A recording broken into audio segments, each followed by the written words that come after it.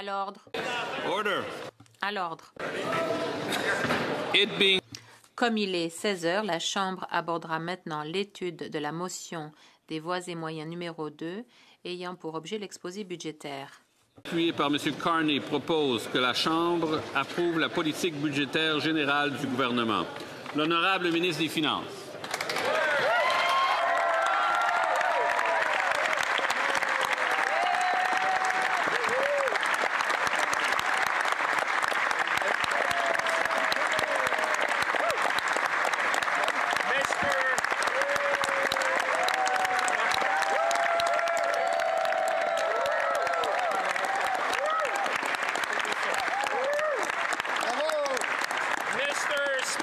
Monsieur le Président, conformément à l'article 83.1 du règlement, j'aimerais déposer dans les 2 langues officielles les documents budgétaires de 2025, y compris les avis de motion de voies et moyens. Les détails concernant les mesures sont exposés dans ces documents. Conformément à l'article 83.2 du règlement, je demande que l'étude de ces motions soit inscrite à l'ordre du jour. Monsieur le Président. Et sur ce, je remets cela au greffier.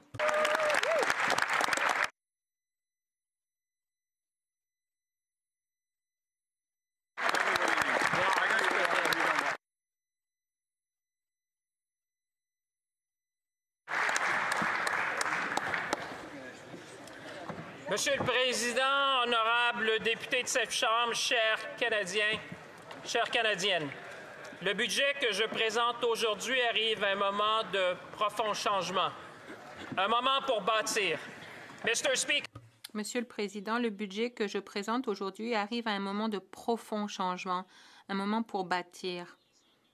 Le monde est en train de traverser une série de changements d'une rapidité, d'une ampleur et d'une portée qui n'avaient pas été observées depuis la chute du mur de Berlin. On assiste à un remaniement de l'ordre international fondé sur les règles, ainsi que du système commercial qui a alimenté pendant des décennies la prospérité du Canada. Ces changements menacent notre souveraineté, notre prospérité et nos valeurs.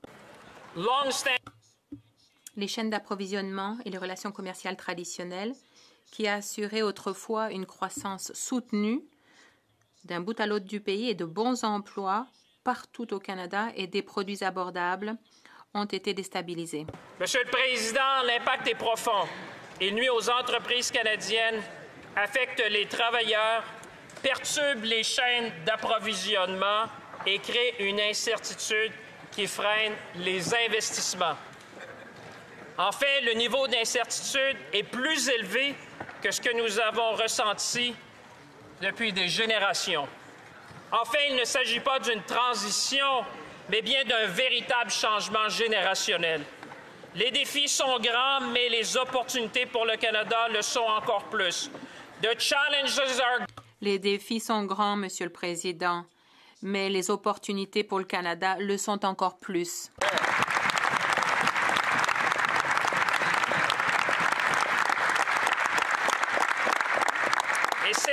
Et c'est dans cet esprit que je vous présente aujourd'hui le budget de 2025.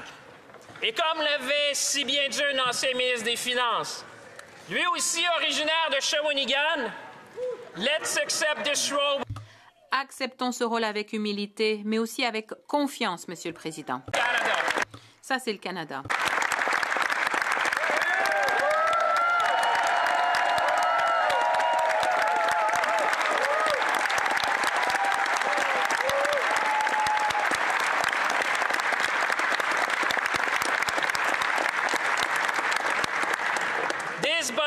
Ce budget doit être empreint d'une ambition de portée historique pour être en mesure de façonner notre économie et l'avenir de notre pays.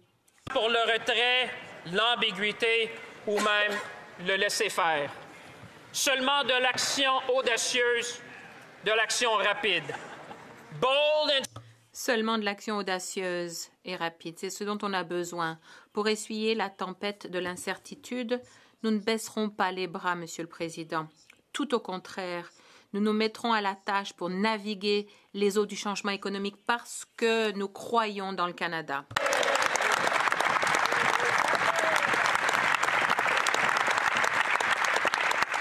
Nous explorerons de nouveaux marchés et nous vendrons davantage ce que le Canada a de mieux à offrir.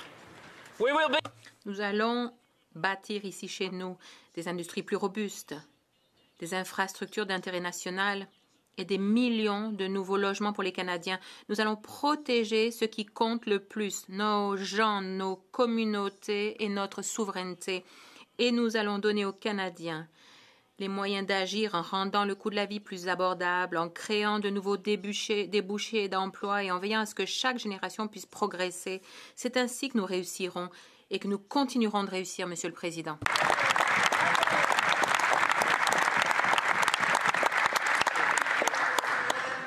Quand les gens regarderont ce budget a posteriori, ils seront en mesure de juger de l'importance des choix que nous avons faits aujourd'hui. Une plus grande autonomie est la meilleure façon d'assurer notre résilience. Et c'est dans cet esprit qu'avec le budget de 2025, nous bâtissons un Canada fort. Monsieur le Président, partout à travers le monde, les tarifs ont augmenté. La croissance est au ralenti et les relations commerciales sont mises à l'épreuve. Toutes ces contraintes se font sentir partout au pays et dans le quotidien de tous les Canadiens et de tous les Canadiennes. Les familles sont exposées toutes les semaines quand elles font leur épicerie, mais aussi les locataires quand ils payent leur loyer. Les jeunes ont beau faire circuler leur curriculum vitae, mais ils ne reçoivent pas d'offres à la suite de leur démarche, bien que trop souvent. Dans les usines, dans les champs, dans les communautés d'un bout à l'autre du pays, les gens ressentent les défis économiques actuels. Les travailleurs font face à une réduction des quarts de travail, à des heures plus courtes et, dans certains cas, bien malheureusement, des mises à pied. Les petits entrepreneurs veulent se développer et grandir, mais l'incertitude, et on le comprend, les fait attendre. Et pour bien des gens, eh bien, les choses semblent hors d'atteinte. C'est pourquoi nous devons agir, Monsieur le Président. Monsieur le Président, telle est la réalité des travailleurs canadiens et de leurs familles. Ils font tout ce qu'ils peuvent pour progresser malgré ces temps incertains. Et l'économie canadienne s'est maintenue pendant tout ce temps-là. Les prévisionnistes s'attendent maintenant à un taux de croissance modeste du PIB, un peu plus d'1% en 2025. Des Canadiens et des Canadiennes qui nous vaut le respect de nos partenaires à l'étranger. Et c'est cette même résilience qui me donne confiance en l'avenir. C'est cette même résilience qui donne confiance aux Canadiens et Canadiennes dans l'avenir. Lorsque votre plus gros partenaire commercial remodèle l'ensemble de ses relations commerciales, il y a deux réponses possibles, Monsieur le Président. On peut sabrer le déficit, espérer pour le mieux, attendre que l'incertitude disparaisse de façon inattendue et espérer que les retombées finissent par arriver. Pour suivre cette approche et équilibrer le budget cette année, il faudrait éliminer des programmes sociaux essentiels ainsi que tous les investissements en capital nécessaires pour l'avenir du Canada. Nous choisissons une voie différente, une voie qui croit au Canada, une voie qui investit dans l'avenir de notre pays, une voie qui renforce les valeurs canadiennes, une voie qui réduit notre dépendance envers notre partenaire commercial, une voie qui nous permet d'abord d'être les maîtres chez nous. Nous avons choisi le Canada.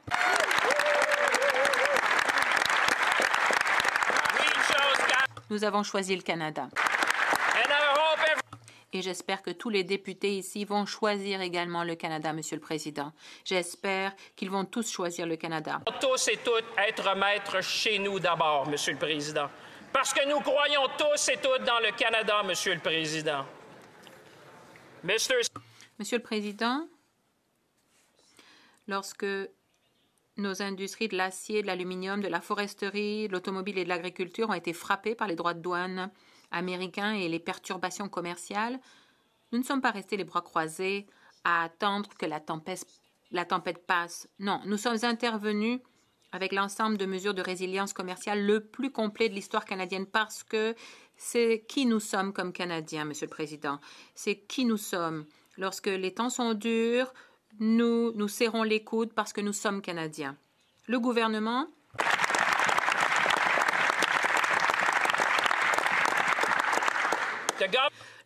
a lancé le Fonds de réponse stratégique. Mes collègues ont attribué 5 milliards de dollars pour aider les secteurs touchés par les droits de douane, pour les aider à s'adapter, à se diversifier et à croître. Les entreprises peuvent se prévaloir de ce financement pour investir dans la conception de nouveaux produits, pour moderniser leurs usines, pour stimuler la productivité ou encore pour compenser les coûts d'accès à de nouveaux marchés parce que nous voulons que nos industries réussissent. Nous voulons qu'elles puissent faire ce changement de cap car nous croyons dans nos travailleurs, nous croyons dans nos industries, nous croyons dans notre avenir, nous croyons dans le Canada.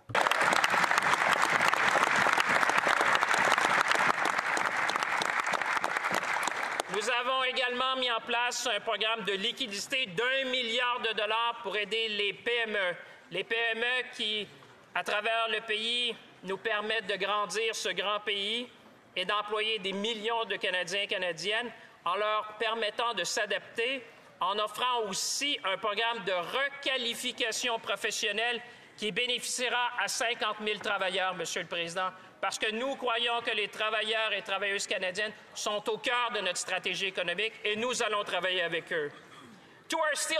Pour nos métallurgistes qui se demandent sûrement aujourd'hui, eh bien, nous serons là pour vous aider à accroître votre compétitivité sur le marché canadien. L'aluminium, on sera là pour vous aider à moderniser vos alumineries et à ouvrir de nouveaux marchés. Pour nos travailleurs du secteur automobile, nous allons lutter avec vous pour conserver nos usines de véhicules ici au Canada.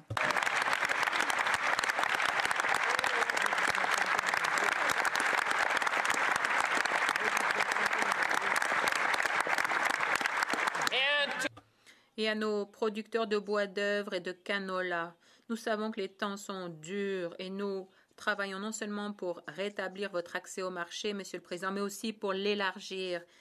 Et le récent voyage du Premier ministre en Asie s'inscrit là-dedans. Nous allons travailler d'arrache-pied pour élargir votre marché. Nous croyons en vous, en votre industrie, et nous ferons tout ce qu'il faut pour que vous puissiez vendre vos produits.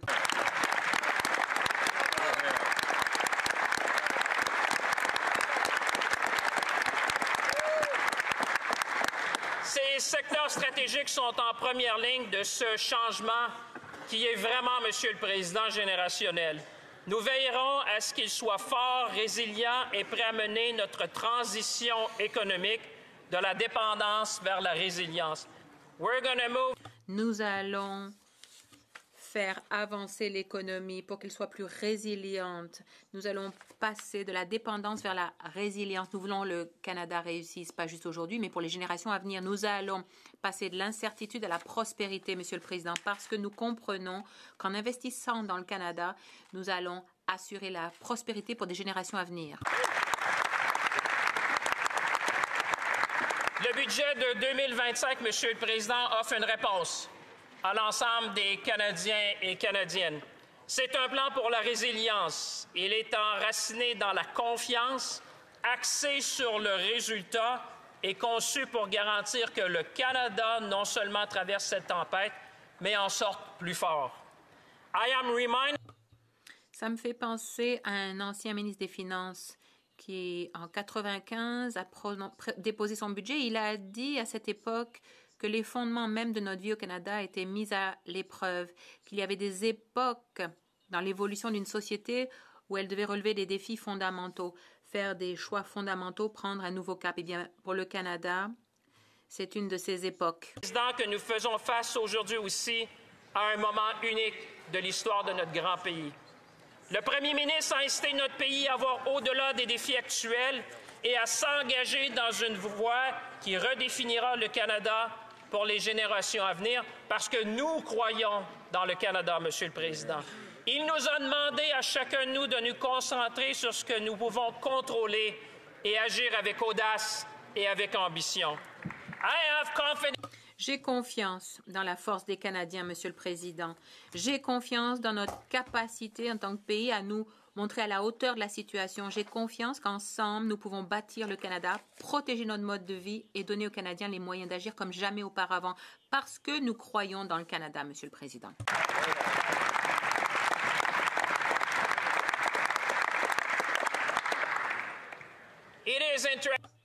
C'est intéressant de remarquer, Monsieur le Président, et tous les Canadiens qui nous regardent, ils savent que le Canada possède ce dont le monde a besoin et ce que le monde recherche de plus en plus.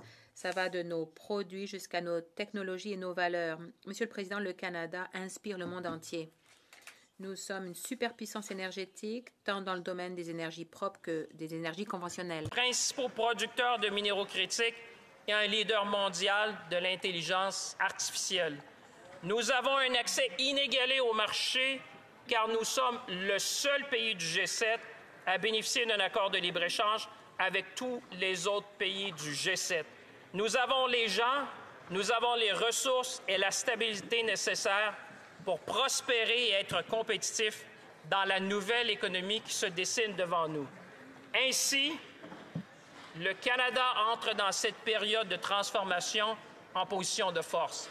Yes, Mr. Oui, Monsieur le Président, le monde est en train de changer, mais le Canada est fort. Nous allons bâtir un Canada fort ensemble. Nous allons habiliter les Canadiens et défendre notre souveraineté, Monsieur le Président. Les Canadiens l'ont déjà fait et on va le refaire.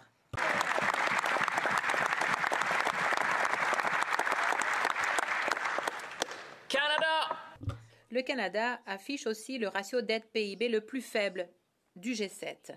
Et le ratio de la dette fédérale PIB va rester stable pour la période budgétaire. Nous avons aussi l'un des déficits les plus bas du G7 et l'une des situations financières les plus robustes au monde. Oui, Monsieur le Président, nous avons une position budgétaire robuste, une bonne base sur laquelle construire et dans laquelle investir. Et nous devons utiliser cette capacité financière pour faire des investissements générationnels parce que nous croyons dans le Canada.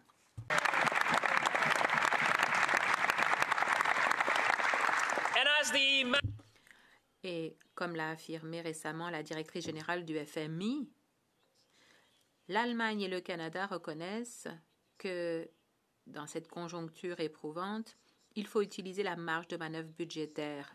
Dans le cas du Canada, les autorités n'ont pas hésité à prendre des mesures déterminantes dans le contexte où les relations du change avec notre principal partenaire commercial.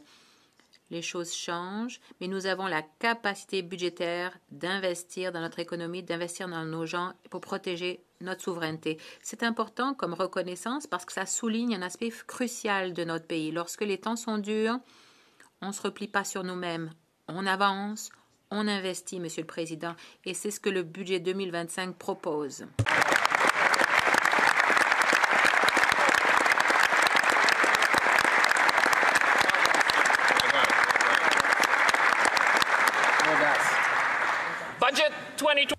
Le budget de 2025 est un plan qui stimule les investissements des provinces, des territoires, des municipalités, des communautés autochtones et du secteur privé.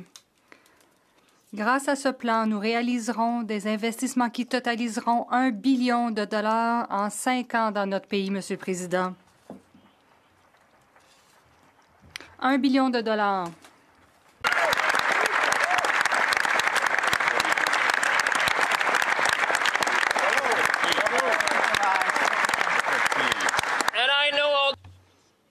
Et je sais que les conservateurs, au fond du cœur, soutiennent ces mesures parce que je sais que pendant la semaine de pause, ils iront dans leur circonscription pour en parler. Et je le vois dans leur cœur. C'est aujourd'hui l'un des meilleurs endroits au monde pour investir et nous le rendrons encore plus attractif. Cette solidité budgétaire nous permet de faire des investissements historiques aujourd'hui, mais aussi pour les générations futures. Et pour les Canadiens qui sont mis à rude épreuve par les temps qui courent, notre message est clair. Nous ne reculerons pas. Nous serons là pour vous, maintenant et pour aussi longtemps qu'il le faut. Nous ferons ce que nous faisons de mieux en temps de besoin. Nous prenons soin les uns des autres et nous nous entraidons. C'est la manière de faire canadienne, notre façon de faire.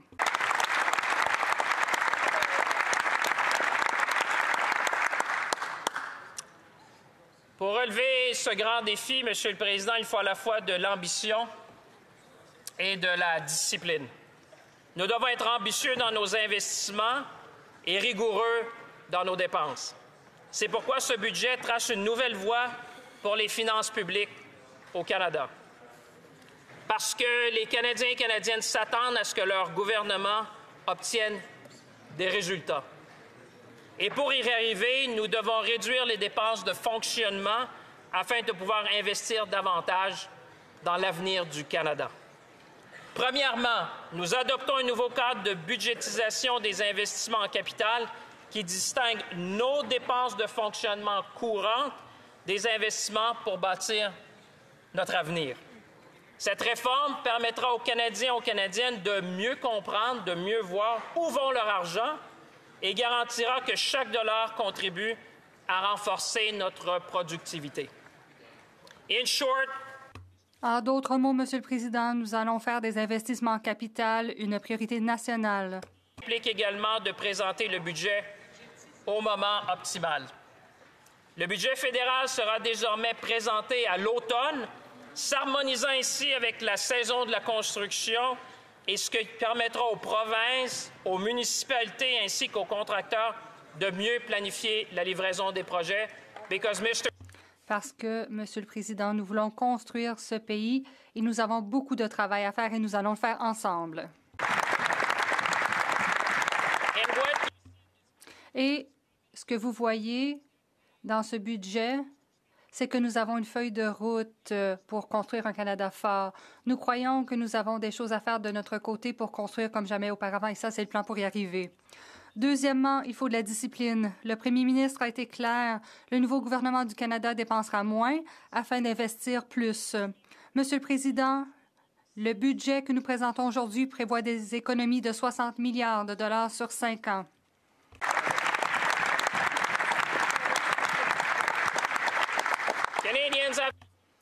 Les Canadiens se serrent la ceinture depuis un certain temps. Il est naturel que nous en fassions autant.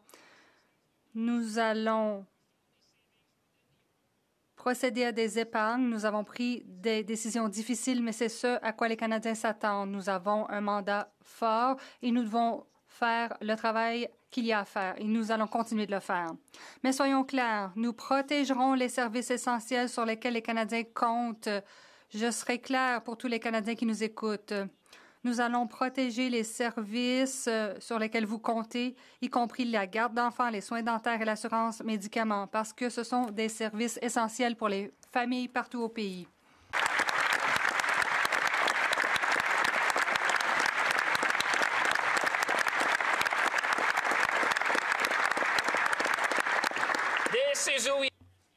Voilà qui nous sommes comme Canadiens, Monsieur le Président. Nous allons respecter nos valeurs. Responsables et judicieux afin de réduire les inefficacités et se concentrer sur les initiatives gouvernementales qui ont la priorité. Avec l'examen exhaustif des dépenses, nous concentrons les investissements sur des initiatives qui atteignent leurs objectifs et qui complètent plutôt que répètent les services offerts par d'autres paliers de gouvernement. Monsieur le Président, nous allons simplifier les programmes.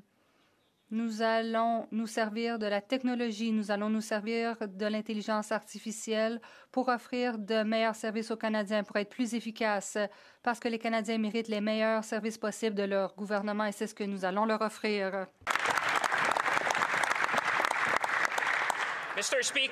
Monsieur le Président, nous allons réduire les formalités administratives, numériser les services et les rendre plus rapides, simples et faciles d'accès. De nouvelles technologies dans l'ensemble du gouvernement, y compris les outils d'intelligence artificielle qui seront fabriqués ici au Canada par l'intermédiaire d'un nouveau bureau de la transformation numérique. Parce que, Monsieur le Président, on comprend le potentiel de cette transformation-là numérique et le Canada sera un leader non seulement mondial, mais dans la livraison des services aux citoyens. Ceci créera un gouvernement plus efficace, un gouvernement capable de servir les Canadiens de manière plus intelligente, rapide et performante. Depuis 2019, la fonction publique a cru à un rythme bien supérieur à celui de la croissance de la population canadienne. Nous devons ramener la taille de la fonction publique à un niveau viable qui correspond aux meilleures pratiques. Mais, Monsieur le Président, nous le ferons avec équité et compassion parce que nous apprécions le travail de chaque fonctionnaire au pays. Nous les remercions de leur service, nous leur remercions de leur travail et nous apprécions leur contribution à notre pays.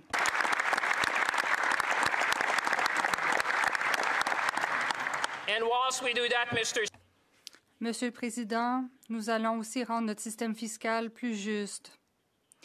Nous allons avoir la prévisibilité et la clarté nécessaires. Nous allons équilibrer les dépenses de fonctionnement courantes et les revenus d'ici 2028-2023. Nous allons nous concentrer sur les investissements qui font croître l'économie. Monsieur le Président, c'est un moment historique. Nous allons veiller à ce que l'argent des contribuables soit investi pour faire croître le Canada. Nous allons maintenir le ratio du déficit du PIB sur une trajectoire descendante afin d'assurer une gestion disciplinée de notre avenir. Dans le budget de 2025, nous mettre sur la bonne voie pour atteindre nos objectifs d'investissement. Monsieur le Président, nous créerons un environnement commercial propice à l'afflux de capitaux privés sans précédent dans l'histoire du pays, dans les secteurs de l'énergie, de l'infrastructure, du logement et de la défense. Monsieur le Président, ce budget-là, c'est un budget d'investissement générationnel, un budget pour cette génération et les futures générations. Monsieur le Président, c'est un budget parce que nous croyons dans le Canada.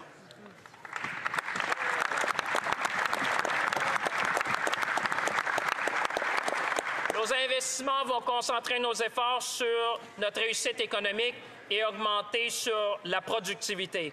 Parce que la productivité, Monsieur le Président, consiste à faire plus avec moins, car c'est le meilleur moyen d'améliorer le niveau de vie des Canadiens et Canadiennes.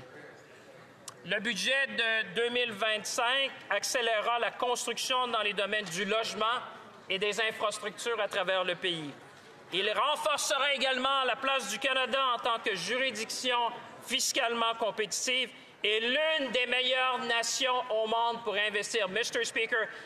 Monsieur le Président, le Canada est un bon endroit où investir, mais avec le budget de 2025, ce sera encore un meilleur endroit où investir.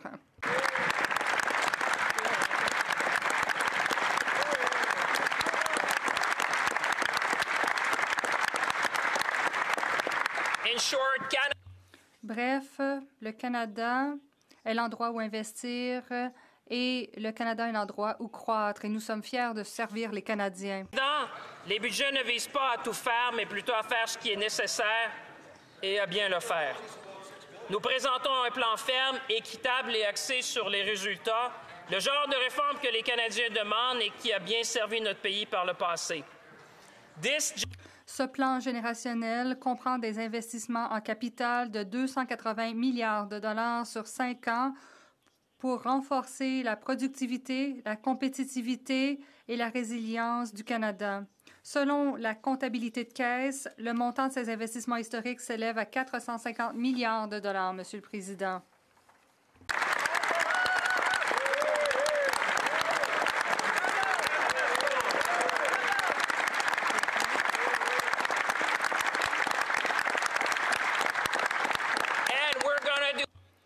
Et nous croyons dans le Canada, nous croyons dans les Canadiens, nous croyons dans nos travailleurs, nous croyons dans notre avenir, Monsieur le Président. Les investissements générationnels vont stimuler la croissance dans chacune des régions du pays, Monsieur le Président, et vont créer de bons emplois pour la classe moyenne. Le genre d'emploi qui permet aux jeunes et aux familles de planifier leur avenir avec confiance. Nos investissements générationnels seront concentrés sur 4 priorités. Le logement, pour rétablir l'abordabilité et faciliter l'accès, les infrastructures pour relier les Canadiens et accélérer la croissance, la défense et la sécurité pour protéger notre souveraineté et nos communautés, la productivité et la compétitivité pour s'affirmer et devenir un chef de file de l'innovation. Le chef de file de l'innovation du siècle. Il ne s'agit pas de priorités abstraites, mais bien de fondements d'un Canada plus fort, un Canada plus compétitif, un Canada plus ambitieux. Parce que nous croyons dans le Canada. Monsieur le Président, notre tâche consiste désormais à transformer notre solidité budgétaire en un objectif national. Depuis des générations, les Canadiens ont réalisé ensemble de grands projets qui ont relié nos régions, dynamisé nos industries et défini notre identité au cours de plus d'un siècle, Monsieur le Président. La loi sur l'unité de l'économie canadienne adoptée en juin s'inscrit dans cette tradition. Elle élimine les Canadiens, Monsieur le Président. Nous devrions tous être fiers d'être Canadiens. Nous allons faire des investissements historiques dans le Nord canadien. C'est un moment historique pour notre pays.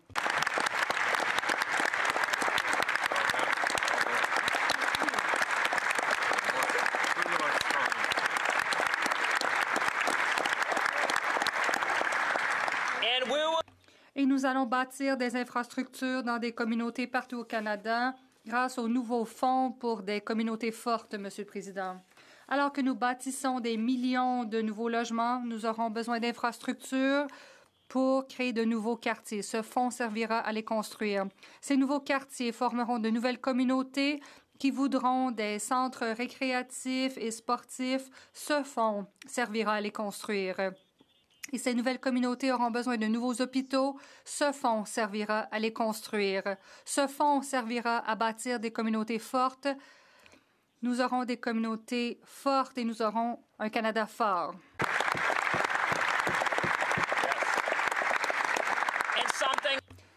Et j'en suis fière et je crois que le Premier ministre aussi. Nous allons y arriver en devenant notre meilleur client grâce à une nouvelle politique achetée canadien.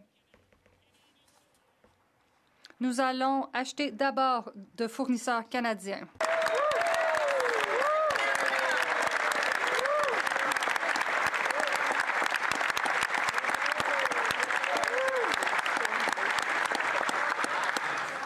Lorsque le gouvernement achète, les fournisseurs canadiens seront nos premiers choix chaque fois que cela est possible. Point final. Parce que nous croyons dans le Canada. Nous utiliserons l'acier fabriqué par nos travailleurs à Hamilton et à Sault-Sainte-Marie. L'aluminium coulé au Saguenay-Lac-Saint-Jean, à Bécancour et à Kitimat. Et nous utiliserons le bois d'œuvre ici à Thunder Bay, à Prince George et même dans mon comté à Latuc, Monsieur le Président. Dans toutes les communautés du pays. Nous allons soutenir nos travailleurs. Nous allons soutenir notre pays. Nous allons soutenir nos industries. Monsieur le Président, je vais vous donner un exemple. Hier, à Saint-Tite, un endroit bien connu au Canada, une petite ville rurale dans ma circonscription, j'ai visité les bottes Boulay, une entreprise familiale qui fabrique des bottes depuis 1933. J'ai même eu la chance de fabriquer une partie de chaussures que je porte fièrement aujourd'hui avec l'aide de nombreux travailleurs et travailleuses, un rappel du savoir-faire et de la fierté de la force industrielle du Canada, de la force manufacturière. Monsieur le Président, les chaussures que je porte fièrement aujourd'hui, c'est les mêmes chaussures que portent les officiers de la GRC au pays, Monsieur le Président.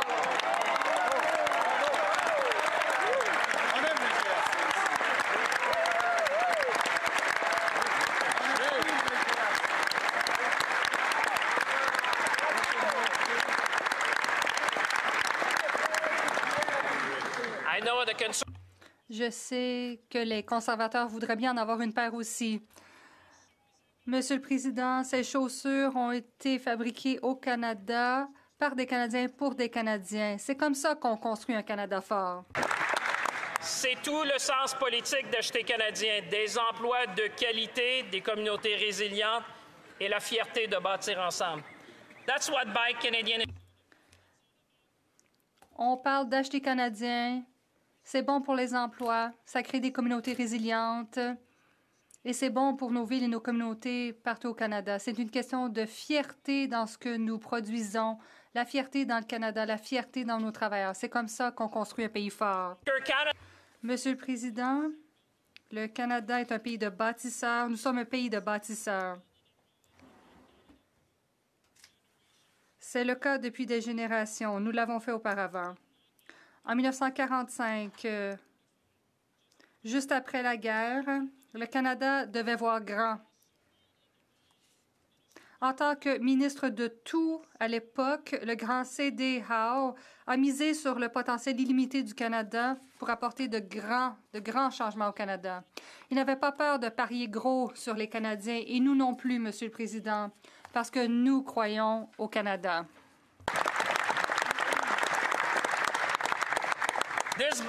Ce budget est guidé par la conviction que le Canada doit rester une nation de bâtisseurs, d'infrastructures et d'innovation, de confiance envers les institutions publiques et d'espoir pour les générations à venir. Ce pays sait comment bâtir. Nous avons construit le chemin de fer canadien-Pacifique en 1885, ce qui a permis de lier notre pays d'un océan à l'autre et de soutenir le commerce dans les prairies. Nous avons aménagé la voie maritime du Saint-Laurent en 1959 afin de créer une voie navigable en eau profonde des Grands Lacs à l'océan Atlantique. Construit les installations hydroélectriques de la baie James en 1985, fournissant une énergie propre, abondante pour alimenter les industries canadiennes et permettant au Canada de devenir l'un des plus grands producteurs mondiaux d'énergie hydroélectrique. Monsieur le Président, that's why I'm so proud of Canada. C'est pourquoi je suis si fière du Canada. C'est pourquoi nous voulons construire un Canada fort ensemble. Chaque génération a assumé sa part du travail et a laissé la génération suivante plus forte grâce à cela. Et nous le ferons encore parce que nous croyons au Canada.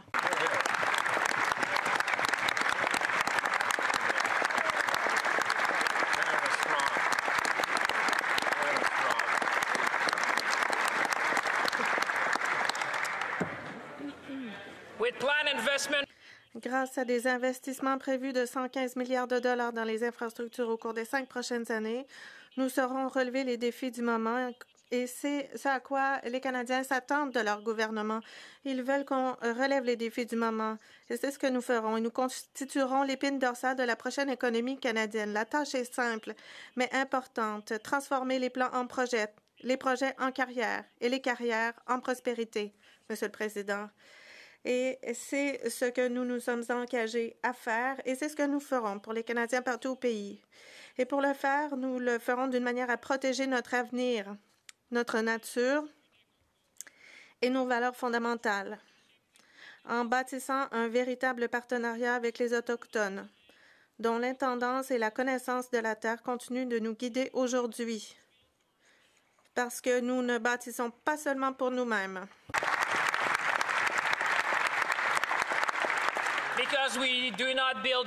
Parce que nous ne bâtissons pas seulement pour nous-mêmes, nous bâtissons pour ceux qui nous suivront. On me parle souvent du principe des 7 générations, ancré dans les enseignements autochtones. Un rappel que chaque décision que nous prenons aujourd'hui doit tenir compte de ses effets sur les générations futures. Monsieur le Président, nous allons bâtir un Canada fort en fonction des valeurs canadiennes. Bien, un pays fort, Monsieur le Président, investit non seulement dans son économie, mais aussi dans son identité. Au cours de la dernière année, les Canadiens ont montré ce qu'est vraiment le Canada. Lorsque l'incertitude mondiale nous a mis à l'épreuve, nous nous sommes tournés les uns vers les autres. Les gens ont demandé où leurs aliments étaient cultivés et ont choisi d'acheter auprès des agriculteurs et des producteurs locaux. Les familles ont voyagé à travers le pays et ont redécouvert sa beauté d'un océan à l'autre. Les communautés se sont ralliées autour des entreprises, des créateurs et des travailleurs canadiens. Monsieur le Président, voilà ce qui signifie d'être Canadien. C'est se soutenir mutuellement, bâtir ensemble et être fiers de ce que nous fabriquons, cultivons et créons ici chez nous, Monsieur le Président. Ça, c'est être Canadien, Monsieur le Président, et c'est pourquoi nous sommes là pour défendre le Canada, Monsieur le Président. Nous sommes un pays bilingue, un pays diversifié, un pays bienveillant qui a été façonné par la réconciliation, l'égalité et le respect. Monsieur le Président, nous croyons dans un Canada fort. Monsieur le Président, notre gouvernement investit beaucoup pour aider les Canadiens à progresser. On the housing front, en ce qui concerne le logement, je pense que tous et toutes se sentent concernés. Tous les jeunes au pays, toutes les familles au pays, tous ceux qui nous écoutent aujourd'hui se sentent concernés. Le Canada est aux prises avec un manque criant de logement, ce qui affecte le coût de la vie et les possibilités pour les Canadiens. Nous devons nous assurer que les Canadiens, partout au pays, puissent trouver un logement. Parce que quand ils trouvent un foyer, c'est comme ça qu'ils peuvent se bâtir une vie. On veut être là pour eux. Le budget 2025 est le plan sur le logement le plus ambitieux depuis la Deuxième Guerre mondiale.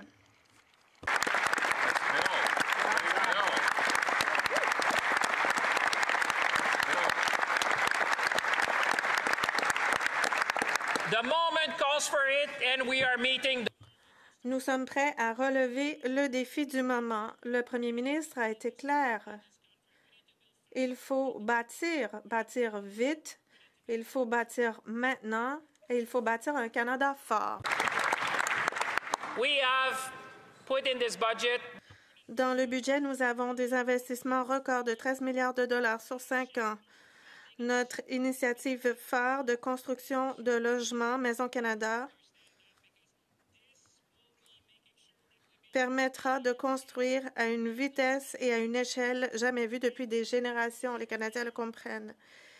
Nous allons doubler le rythme de construction de logements au cours de la prochaine décennie, tout en créant une nouvelle industrie qui tire profit de la technologie canadienne, qui valorise les travailleurs canadiens, qui utilise le bois canadien. Avec les travailleurs canadiens et du matériel canadien, nous allons bâtir le Canada. Nous croyons au Canada et nous rendrons la vie plus abordable et créerons des emplois dans les métiers spécialisés. Parce qu'en bâtissant notre pays,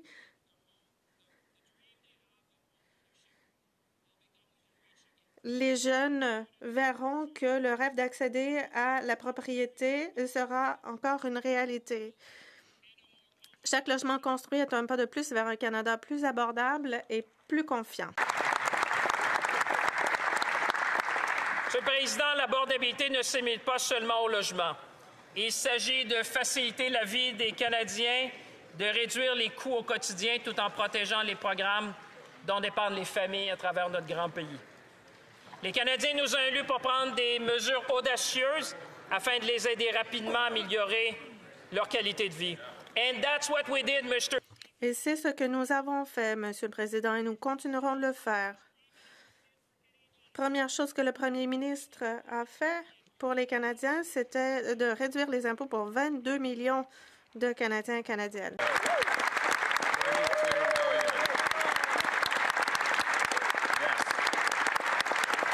That is the very first thing we... Voilà la première chose que nous avons fait. Nous avons fait baisser le prix de l'essence de 18 cents le litre lorsque nous avons éliminé la tarification du carbone pour les consommateurs. Vous voyez, même les conservateurs sont contents. And they should be cheering about that as well. Et ils devraient être contents aussi du fait que nous avons rendu permanent le Programme national d'alimentation scolaire.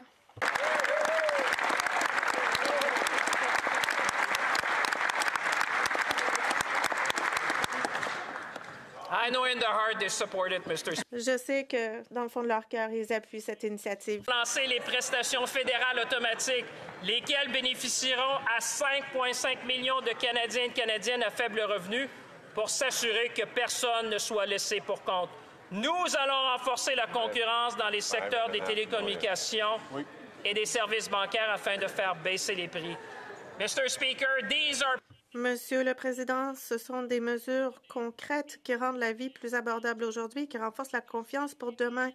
Parce que quand les Canadiens peuvent se permettre d'acheter une maison, de fonder une famille et de planifier l'avenir, notre pays tout entier devient plus fort. La sécurité n'a de sens que lorsqu'elle est partagée et que chaque Canadien et Canadienne peut se reconnaître dans la promesse de ce pays. Mr. Speaker, Monsieur le Président, dans notre budget, nous souhaitons que tous les Canadiens voient qu'il y a quelque chose pour eux. On veut bâtir le Canada pour eux, pour les prochaines générations. Nous voulons un Canada fort pour les prochaines générations. Et comme le Premier ministre l'a dit, il n'y a pas de prospérité sans sécurité. Il n'y a pas de prospérité sans sécurité. Et Monsieur le Président, je suis convaincue que chaque député en cette Chambre, que chaque député de tous les partis serait d'accord pour dire que nous devons protéger notre peuple, nos collectivités, notre pays. Tous les Canadiens s'attendent à ce que leurs députés soient là pour eux.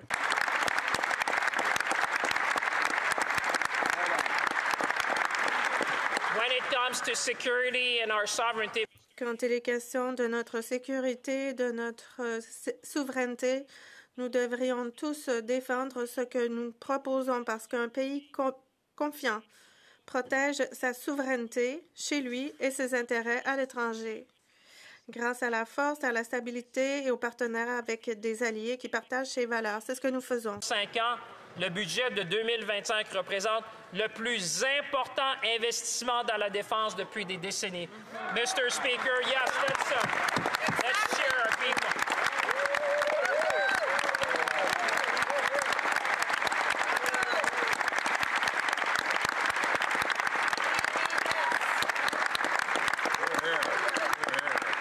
I have even more good news. J'ai encore d'autres bonnes nouvelles, Monsieur le Président. Nous tiendrons notre engagement face à l'OTAN pour atteindre notre objectif de 2 % cette année. Nous moderniserons le NORAD, nous renforcerons nos capacités de défense en Arctique et nous procurerons aux braves femmes et hommes des Forces armées canadiennes les infrastructures et la technologie dont ils ont besoin pour protéger notre pays. And we will do that because Et nous le ferons parce que nous croyons au Canada.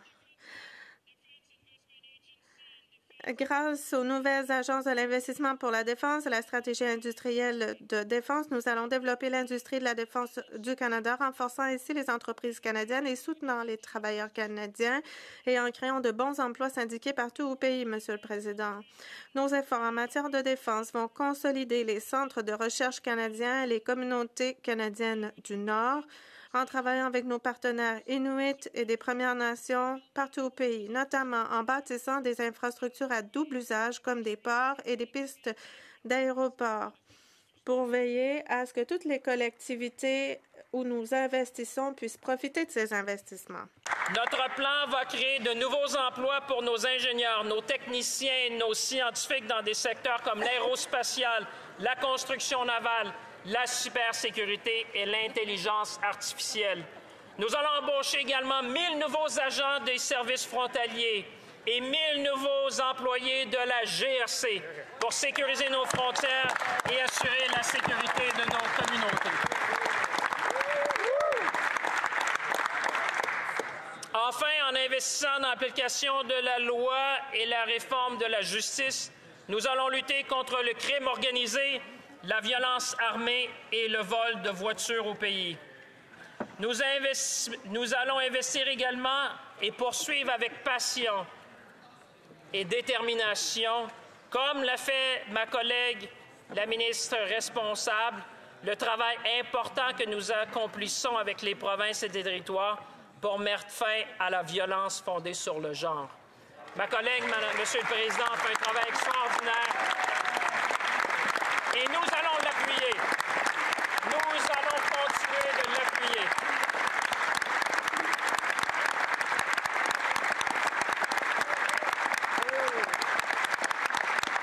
Because every Canadian should feel safe. Parce que tous les Canadiens, toutes les Canadiennes devraient se sentir en sécurité. Je veux féliciter Ma collègue, elle se reconnaît.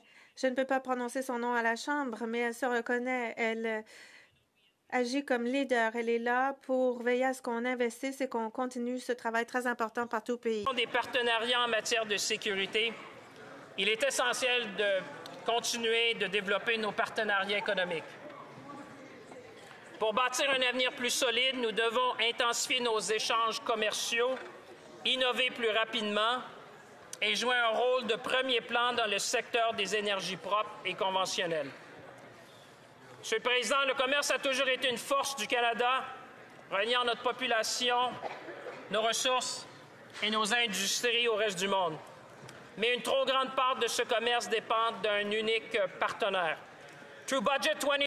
Dans le budget 2025, nous lançons une stratégie de diversification du commerce reposant sur un fonds pour la diversification des corridors commerciaux pour accroître l'étendue des échanges du Canada pour faire doubler nos exportations outre-mer d'ici 10 ans et générer des nouvelles possibilités d'une valeur de 30 milliards de dollars pour les travailleurs et les entreprises d'ici. This is good news if you're... Il s'agit de bonnes nouvelles pour les petites et moyennes entreprises. Il s'agit de bonnes nouvelles pour les exportateurs. Ce sont de bonnes nouvelles parce que nous allons élargir nos marchés. Nous allons offrir ce que le Canada a à vendre au monde entier. Frontalier, nous allons réduire les goulots d'étranglement et nous allons ouvrir des voies plus rapides vers les marchés mondiaux. Excellent. Car lorsque les entreprises canadiennes sont compétitives et connaissent du succès à l'étranger, les travailleurs et les collectivités canadiennes prospèrent ici même chez nous. Mr. Speaker, Monsieur le Président, le Canada, je pense que nous sommes tous d'accord pour le dire, le Canada est le meilleur endroit où vivre. Canada is the best place to live. And it's the reason... Et c'est la raison pour laquelle les meilleurs talents du monde entier veulent venir ici parce qu'ils y voient des occasions, des possibilités de contribuer à la recherche de pointe ici au pays. Grâce à notre stratégie internationale d'attraction de talents de 1,7 milliard de dollars, nous veillerons à ce que les esprits les plus brillants continuent de choisir le Canada pour innover, inventer et faire croître notre industrie. Les esprits les plus brillants viendront ici au Canada.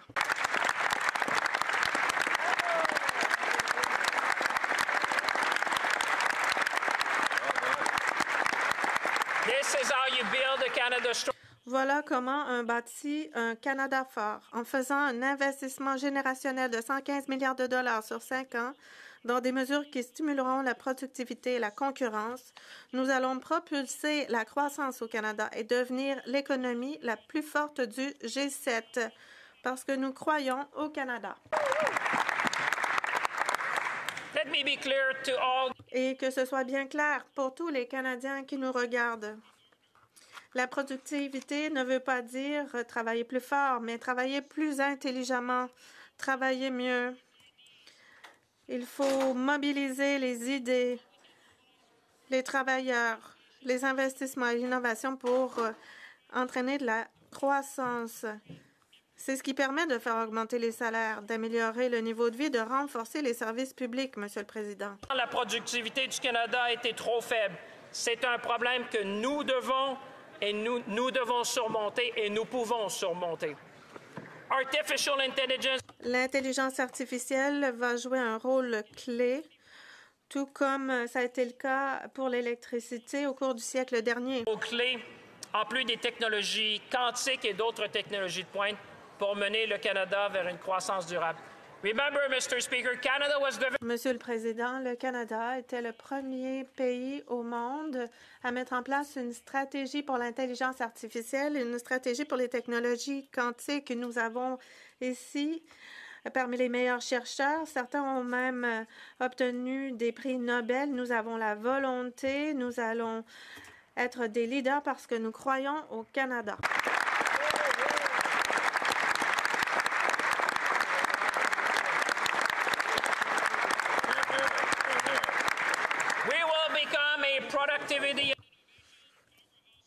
Nous deviendrons un important centre d'innovation grâce à une super déduction à la productivité pour mettre en place des conditions favorables afin que les entreprises investissent dans des nouvelles machines et technologies, du nouveau matériel. Nous avons des investissements audacieux pour l'intelligence artificielle, pour les technologies propres, la fabrication de pointe, pour que l'innovation canadienne renforce notre vigueur industrielle. Nous avons aussi des encouragements fiscaux pour les constructeurs canadiens qui mènent des activités de recherche ici au pays. Et ce sont ces crédits d'impôt essentiels qui stimuleront l'innovation et la productivité. Monsieur le Président, le budget 2025 porte sur la productivité, sur la compétitivité. C'est un plan pour que le Canada soit encore meilleur et qu'on le rende meilleur ensemble.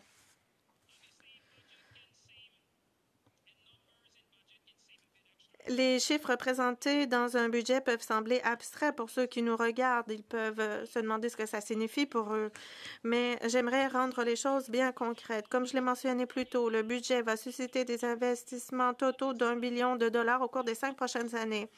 Cela permettrait une augmentation de plus de 3 000 dollars annuellement du salaire moyen. Voilà ce que ça signifie pour les travailleurs, pour les familles, pour les Canadiens.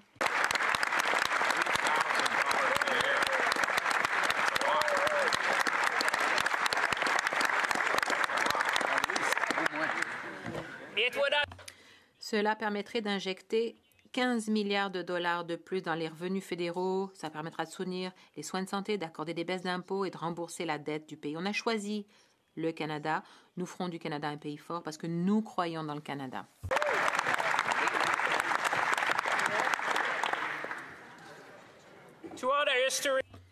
Pendant toute notre histoire, nous avons ouvert nos portes aux gens d'ailleurs. On a toujours accueilli ceux qui fuyaient les situations difficiles, ceux qui voulaient venir étudier dans nos universités de calibre mondial et ceux qui étaient disposés à venir offrir leur expertise et favoriser l'innovation au Canada. Ceux qui veulent contribuer au Canada. Monsieur le Président, nous reprenons le contrôle du système d'immigration et nous allons placer le Canada sur une trajectoire qui va ramener l'immigration à des niveaux viables, ce qui va nous permettre de remplir la promesse faite par le Canada aux personnes qui sont venues s'y établir. Notre plan va reprendre le contrôle. Notre système d'immigration va redevenir clair, cohérent et nous allons aussi continuer de faire des choix avec compassion et tout en stimulant la compétitivité de l'économie. Un meilleur contrôle de notre système d'immigration tout en préservant une approche fondée sur nos valeurs canadiennes. Clean competitiveness. Une compétitivité propre. Ce n'est pas seulement une obligation morale, c'est une nécessité économique. Pour favoriser la compétitivité et la croissance, il faut aussi être un chef de file dans l'économie à faible émission de carbone. Notre stratégie de compétitivité climatique transforme nos richesses naturelles, comme nos minéraux critiques et notre énergie propre, en prospérité durable. La réduction de nos émissions est essentielle pour protéger la compétitivité des secteurs énergétiques canadiens. Nous instaurons toute une gamme de crédits d'impôt à l'investissement pour l'économie propre qui permettent déjà de générer des milliards de capitaux privés en investissement pour des projets liés à l'hydrogène, à la capture du carbone et à l'électricité propre. Monsieur le Président, le Canada est l'endroit où investir, mais on sait aussi que ce n'est pas juste la bonne chose à faire, mais c'est la chose intelligente à faire et je veux féliciter mes collègues qui mènent les efforts en ce sens. Ces investissements vont nous permettre de moderniser nos réseaux électriques, vont nous permettre d'avoir des grands projets et ça nous permettra d'alimenter le Canada avec notre réseau d'électricité. Mondial des technologies propres et de l'énergie propre, le Canada peut renforcer son avantage concurrentiel et aider nos industries à prospérer dans l'économie mondiale. Parlons maintenant de nos jeunes, Monsieur le Président, parce que nos jeunes sont l'avenir de notre pays. Au Canada, les travailleurs les plus compétents, les plus talentueux, ainsi que la main-d'œuvre la plus instruite au monde. Nous pouvons tous en être très fiers. Mr. Speaker. Monsieur le Président, chaque fois, et je sais que mes collègues pensent comme moi, C'est grâce au talent et à l'expertise et au dévouement de nos travailleurs canadiens. Ce sont les meilleurs travailleurs qui soient. C'est pourquoi nous voyons des investissements chaque fois qu'ils vont au travail. C'est grâce à leur service, le service à leur pays et grâce à leur talent que nous pouvons réussir. Et nous allons continuer de travailler avec eux pour faire du Canada le pays où investir. 25 élargit les possibilités d'apprentissage, de formation et de croissance pour les jeunes. Il crée des nouvelles voies d'accès à des carrières dans les secteurs de la construction, de l'énergie propre et de la fabrication. Il est essentiel que nous donnions à la prochaine génération la confiance et les compétences nécessaires pour réussir. Mr. Speaker. Monsieur le Président, quand on parle de jeunes et des générations de demain, tous les députés devraient prêter attention, car ces gens-là sont l'avenir de notre pays.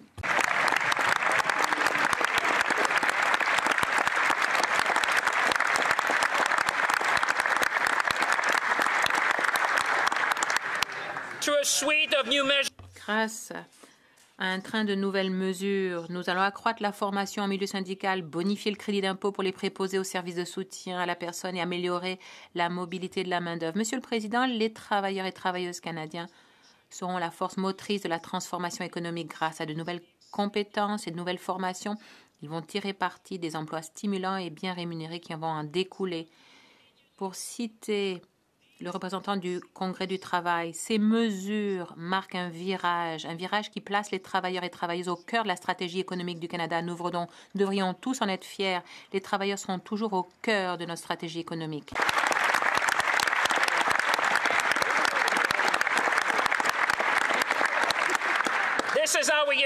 C'est ainsi qu'on va donner aux Canadiens les outils dont ils ont besoin pour façonner leur avenir. C'est comme ça qu'on va bâtir un Canada fort. Monsieur le Président, le budget que je dépose aujourd'hui constitue notre cadre pour l'avenir du Canada et une feuille de route vers la prospérité et la résilience. Tout revient à un choix entre deux visions. Un choix entre une vision de résignation, où le soutien essentiel dont dépendent les Canadiens serait réduit, où les familles auraient de la difficulté à trouver un logement et où notre pays serait plus vulnérable, plus pauvre et plus dépendant. Et il y a une autre vision, une vision qui est ancrée dans la confiance envers les Canadiens et la conviction qu'en faisant des investissements générationnels aujourd'hui, nous pouvons bâtir la prospérité durable de demain en mettant plus d'argent dans la poche des gens, en s'assurant que chaque personne peut prendre sa retraite dans la dignité, en permettant aux gens d'accéder à la propriété en bâtissant des infrastructures dont les villes ont besoin pour se développer, en préservant la sécurité de nos communautés pour nos enfants et nos parents. C'est ça la vision que nous choisissons. C'est la vision du budget 2025.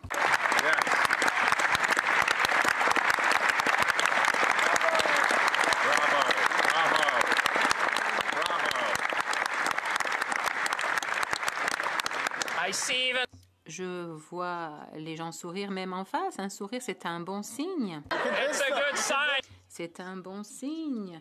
Le budget 2025 montre clairement notre choix. Nous choisissons la confiance plutôt que la résignation. Nous choisissons de donner aux Canadiens les moyens de bâtir ce pays ensemble et de protéger ce qui nous tient à cœur. Question de confiance en nous-mêmes, en notre capacité de nous adapter et en l'avenir prometteur de ce pays. Il s'agit d'un Canada qui bâtit, qui protège et qui renforce. Il s'agit de passer de la dépendance à la résilience et de l'incertitude à la prospérité. Relevons ce défi, saisissons ce moment, bâtissons un Canada fort parce que nous sommes et nous resterons toujours le vrai Nord fort et libre. Vive le Canada!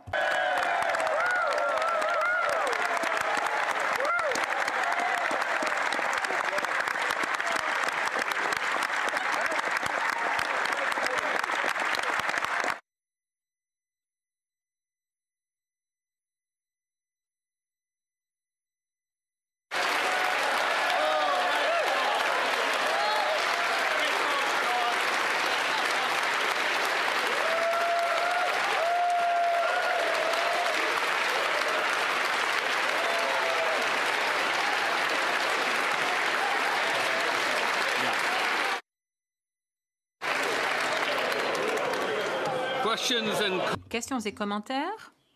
L'honorable député de Calgary-Est. Questions et commentaires? Questions et commentaires?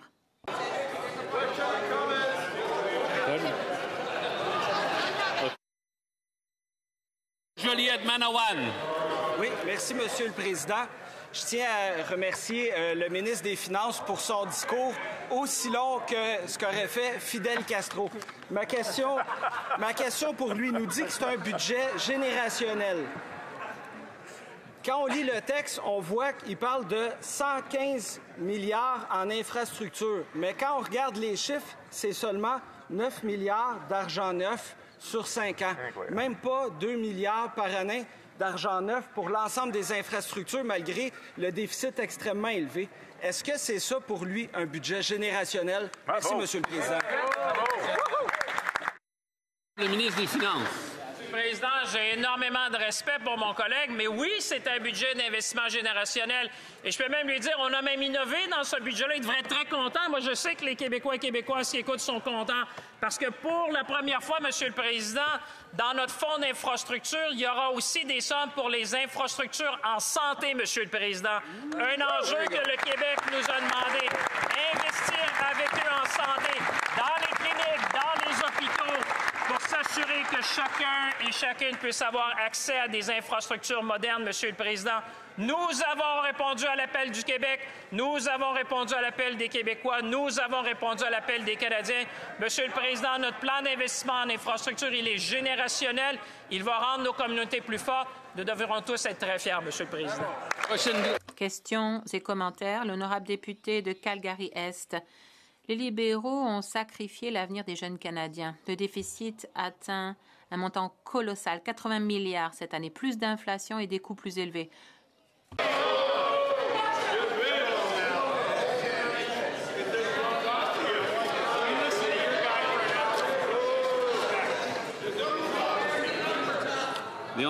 L'honorable député de Calgary-Est peut recommencer au début. Les chiffres ne mentent pas, Monsieur le Président. Les libéraux ont sacrifié l'avenir des jeunes Canadiens. Le déficit a atteint un montant colossal, 80 milliards cette année, plus d'inflation et des coûts plus élevés. Le Premier ministre avait promis de réduire les dépenses, mais encore une fois, il a brisé sa promesse et il dépense plus. Il oblige les jeunes à faire plus de sacrifices pour que lui puisse dépenser plus. Après 10 ans de ce gouvernement libéral, les coûts du logement ont doublé, le recours aux banques alimentaires a doublé. Le taux de chômage chez les jeunes, ou le taux d'emploi chez les jeunes est à son plus bas depuis 25 ans. Le coût des intérêts sur la dette de ce gouvernement est supérieur aux recettes de la TPS ou aux transferts aux provinces pour les soins de santé. Et aujourd'hui, le ministre des Finances avait le choix de rendre le prix des aliments moins élevé. Ça aurait pu être le cas, mais il ne l'a pas fait. Il a refusé de le faire. Les libéraux ont maintenu leur taxe carbone industrielle, leur réglementation sur l'emballage, sur les carburants propres et ont ajouté 80 milliards de dollars à l'inflation. Pourquoi le ministre des Finances a-t-il maintenu les taxes alimentaires cachées et imposé des coûts alimentaires plus élevés aux mères célibataires, aux aînés et aux jeunes Canadiens? L'honorable ministre des Finances.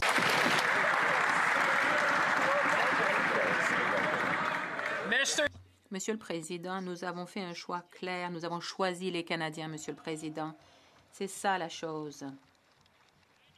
Je sais que le budget contient bien des pages. Mon collègue a peut-être sauté un chapitre, mais je vais l'aider parce qu'on a un peu de temps devant nous. Monsieur le Président, on a fait le choix d'investir dans les Canadiens. On a fait le choix de protéger et de bâtir nos communautés. On a fait le choix d'investir dans nos jeunes. On a fait le choix d'investir dans nos travailleurs. On a fait le choix d'investir dans le logement. On a fait le choix d'investir dans l'infrastructure. On a fait le choix d'investir dans la productivité et la compétitivité.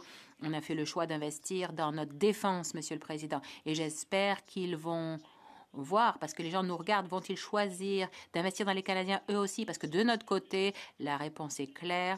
On n'a aucune leçon à prendre des conservateurs. Nous nous inspirons de l'histoire.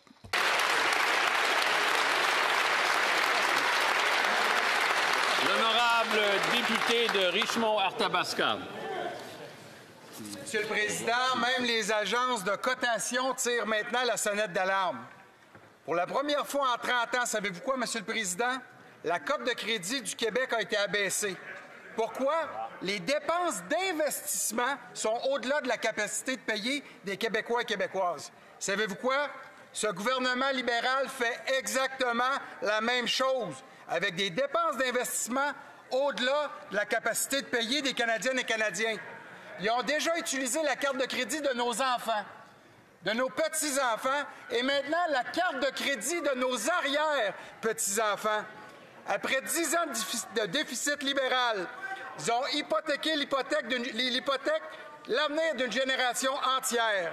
Les Canadiens n'en peuvent plus et les jeunes ont perdu espoir. Jusqu'à quand ce gouvernement va-t-il creuser sa dette sur le dos de nos enfants pour financer ses dépenses inflationnistes? Bravo!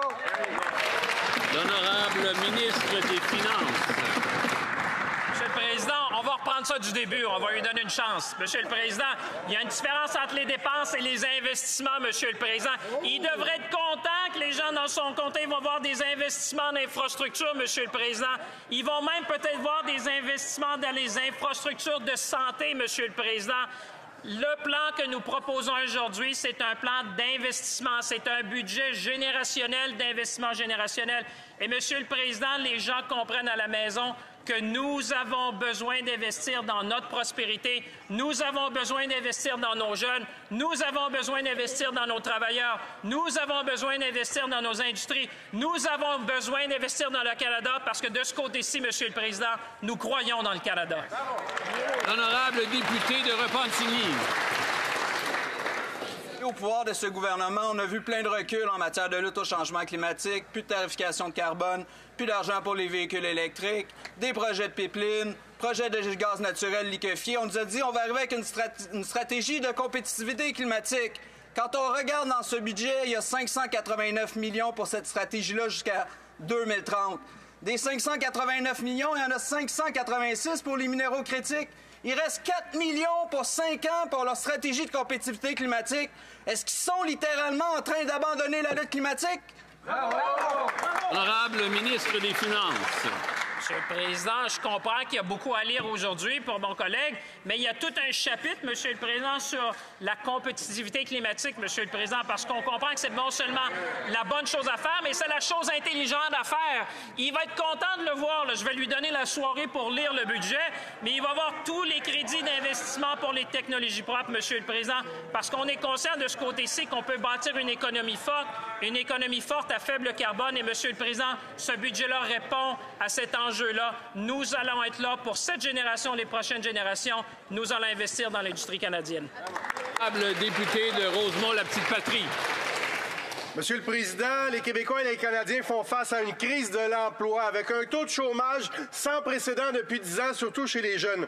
Pourtant, ce gouvernement-là veut abolir l'emploi de 40 000 personnes des services publics. Ce sont des bons emplois syndiqués qui font vivre les familles que les libéraux veulent couper. Alors que chacun d'entre eux est en train de rendre service aux Québécois et aux Canadiens, puis ils en ont besoin. Le premier ministre avait dit aux Canadiens pendant les élections qu'il voulait plafonner le nombre de personnes employées par les services publics, pas les couper. Pourquoi ce gouvernement libéral brise sa promesse puis coupe des bons emplois et des services au moment où les gens en ont le plus besoin? L'honorable ministre des Finances. Monsieur le Président, je remercie mon collègue pour sa question d'être à Ottawa et permettez-moi de rassurer tous les gens du service public qui font un travail exceptionnel. Je pense que tout le monde dans cette Chambre peut les applaudir.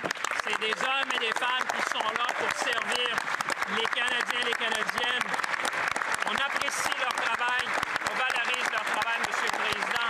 Ce qu'on a dit dans notre plan, c'était de rétablir à un niveau plus soutenable la taille de la fonction publique, Monsieur le Président. On va le faire de façon bienveillante, de façon judicieuse. Et la plupart de ces emplois-là, Monsieur le Président, seront faits, ou ces mesures-là seront par attrition, Monsieur le Président. Ce soir, je pense que les familles ici à Ottawa peuvent bien dormir. Nous serons là pour eux, Monsieur le Président. Merci.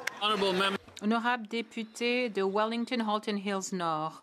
Monsieur le Président, le dernier budget, il y a 2 ans, avait une cible budgétaire, un déficit inférieur à 1% de PIB dans les années suivantes et un ratio dette-PIB qui allait en déclinant les années suivantes. Là, ici, la cible est en moyenne de 2% du PIB pour les prochaines années et un ratio dette-PIB en hausse. Le ministre des Finances va-t-il confirmer que sa cible budgétaire est plus faible que celle de l'ancienne ministre des Finances? L'honorable L'honorable des Finances. Monsieur le Président, j'ai beaucoup de respect pour mon collègue, mais il a peut-être remarqué que le monde a changé, Monsieur le Président. C'est un nouveau gouvernement. Et Monsieur le Président,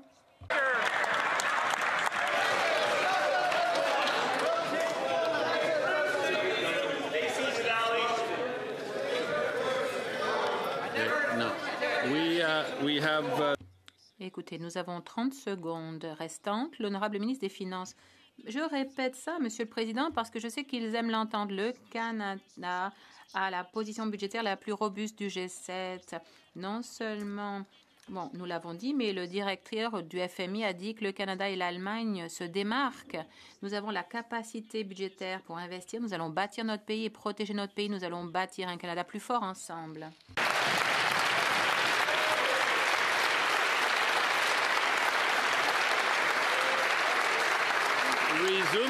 Reprise du débat, l'honorable chef de l'opposition.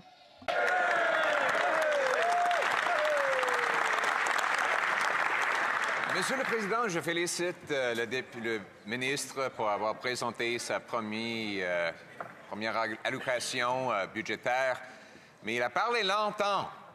Et étant donné que ce gouvernement libéral ajoute presque 10 millions de dollars à notre dette nationale chaque heure, ça doit être le discours le plus cher dans l'histoire de ce Parlement, Monsieur le Président.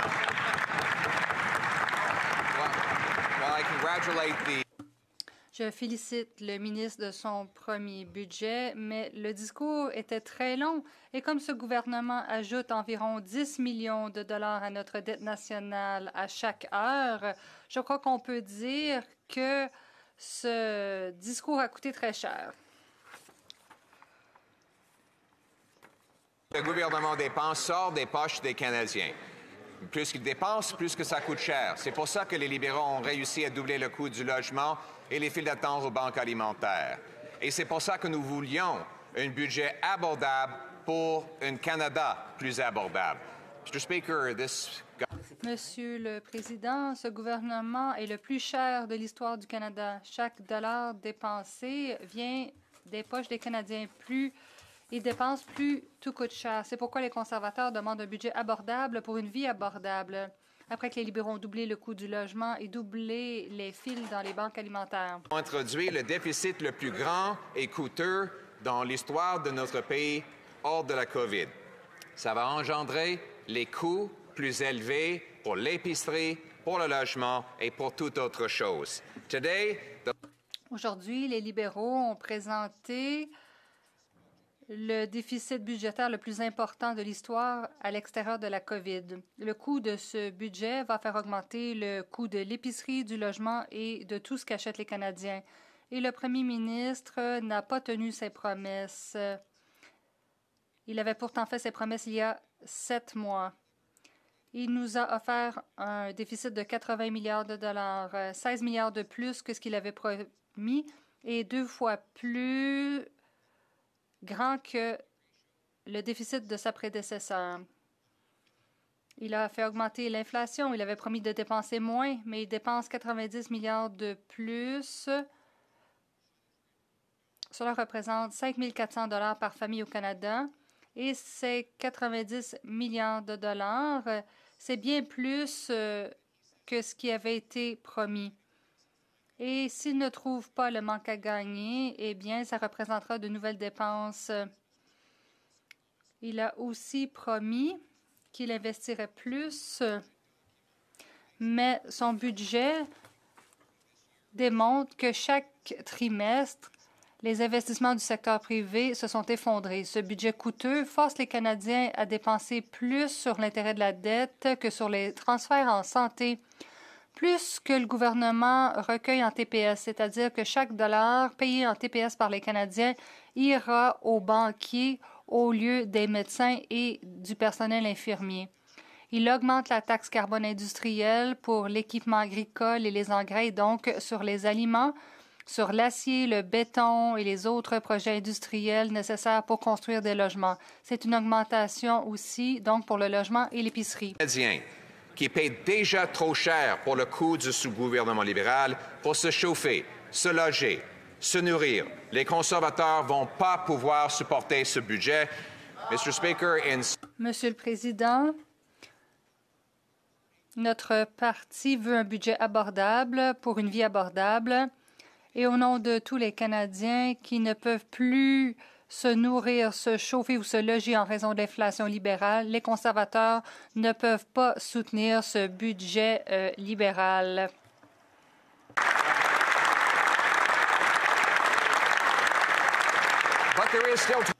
Mais le premier ministre peut encore faire la bonne chose. Nous allons présenter un amendement qui va transformer cette politique en rendant le Canada abordable de nouveau. On va se débarrasser de la taxe carbone industrielle, le gaspillage pour réduire la dette, l'inflation et les taxes et impôts. Notre pays sera ouvert aux occasions. Nous allons nous débarrasser de la bureaucratie pour construire des logements abordables. Accepte notre amendement pour rendre la vie abordable pour les Canadiens, pour rendre les chèques de paie plus forts et notre économie plus indépendante. C'est ça l'approche que nous proposons. Nous proposons une économie qui est abordable pour nos jeunes, qui est sécurisée pour nos personnes âgées et qui protège la promesse du Canada pour chacun qui travaille fort. Mr. Speaker. Monsieur le Président, nous voulons un bel avenir pour nos jeunes. Nous voulons des logements, des emplois et de l'espoir pour nos aînés. Nous voulons l'abordabilité. Et pour tous les Canadiens qui travaillent fort, nous voulons ramener la promesse du Canada. Merci.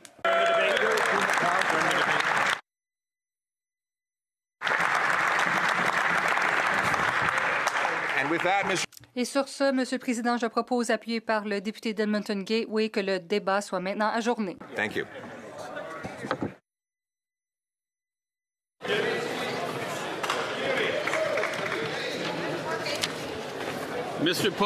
Monsieur Poilièvre, appuyé par Monsieur Oupal, propose que le débat soit maintenant ajourné. Conformément à l'article 83.2 du règlement, la motion est réputée adoptée et la Chambre demeure ajournée jusqu'à demain à 14 heures, conformément à l'article 24.1 du règlement.